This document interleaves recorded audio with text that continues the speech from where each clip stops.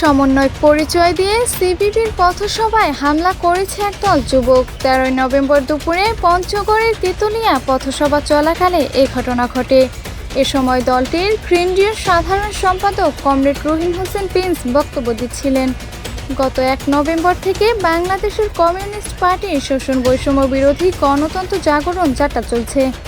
তারই অংশ হিসেবে তেঁতুলিয়ার পথসভায় আয়োজন করে সংগঠনটি।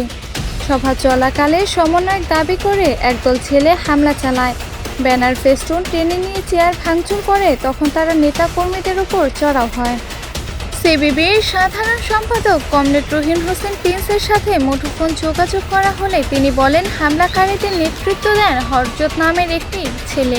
হামলার বিষয়ে প্রশাসনের কোনো ভূমিকা দেখা যায়নি। অভিযুক্ত হযরত আলীর সাথে মুঠোফোন যোগাযোগ করা হলে তিনি হামলার বিষয়টি অস্বীকার করেন। হামলার সময় তিনি নিজেকে বৈষম্য বিরোধী আন্দোলনের সমন্বয়ক দাবি করলেও বিষয়টি অস্বীকার করেন।